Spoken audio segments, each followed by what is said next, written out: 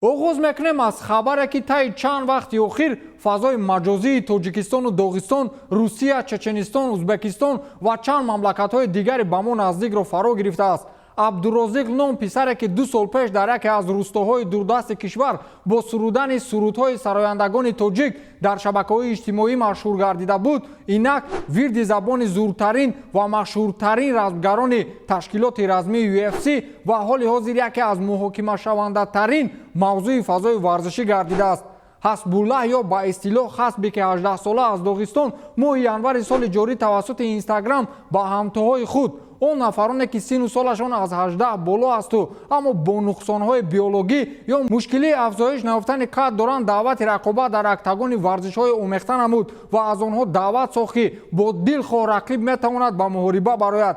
чанде пеш ҳамтои ӯ аз тоҷикистон абдурозиқ даъвати ӯро қабул намуду барои рақобат ба доғистон рафт. ин рақобатро ютуб-блогери машҳури қавқозӣ Асхаб Тамаев ки ҳоло шумораи обуначиҳои ютуб-каналаш ба 1,5 миллион нафар баробар аст ташкил менамояд. чанде пеш навори ба истилоҳ трештоки Абдурозиқ ва Ҳасбуллаҳ расонаӣ шуд ва дар як шабонарӯз тамошобинони ин навор ба 7 миллион нафар расид. ҳоло акнун навори трештоки онҳо дар саҳифаҳои размгарони машҳури UFC ва Bellator чарх мезанад ва таваҷҷӯҳи фазои ин навъи варзишро ба худ ҷалб месозад.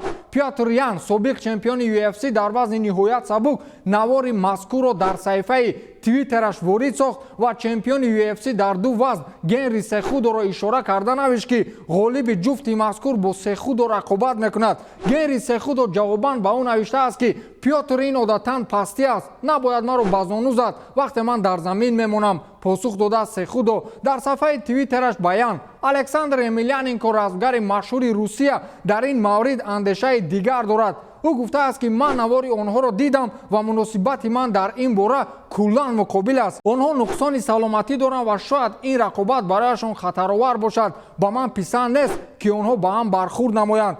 аз ҷониби дигар ин бачаҳо мисли мо одам ҳастанд. агар аз нигоҳи тиббӣ ин рақобат хатарзон набошад, пас чаро не беҳтарин бархӯрд хоҳад буд, гуфтааст Александр Емельяненко. тибқи маълумот онҳо бояд рӯзи 18 май ба майдони ҳарб мебаромаданд, аммо дар ин маврид ҳоло чизе маълум нест. Дилон Денис, шарики тамринии Конор Макгрегор ва қаҳрамони асосии ҷанги баъди рақобати Ҳабибу Конор ки феълан дар ташкилоти размии Bellator фаъолият мекунад, Ҳасбуллаҳро дар твиттераш расонае кард ва дар ин рақобат аз мухлисиаш ба Хазбик дарак дод. ӯ аксро ворид карда навиштааст ки Ҳасбуллаҳ намояндаи қавми нобудшавандаҳо аст. марди ҳақиқии доғистон ба сифати дастгирӣ навиштааст Дилон Денис. Василий Вакуленко, репсарои машҳури Русия ки бо номи Баста маъруфият дорад, бобати бархӯрди Абдурозиқ ва Ҳасбик андешаи худро баён карда гуфтааст ки агар ман мебудам то ин ҷо намерафтам ва ҳатто бовар кунед онҳо ба майдон бароянд, ман ин ҷангро тамошо нахоҳам кард. одамон ба ҳар восита мехоҳанд обуначӣ ва тамошобин пайдо намоянд, аммо то ин дараҷа не, гуфтааст ӯ. раҳбари ассотсиатсияи варзишии одамони хурд дар Русия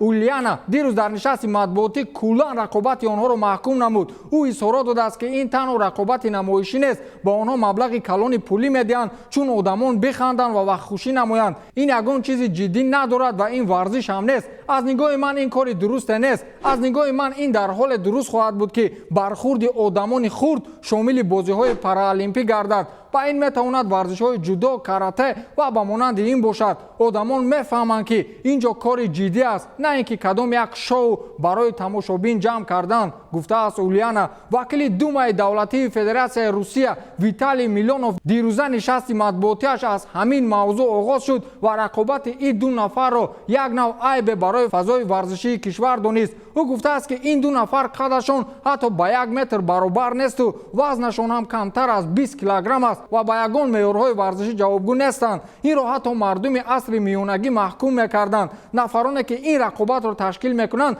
бояд ҷазо дода шавад, гуфтааст Виталий Милонов.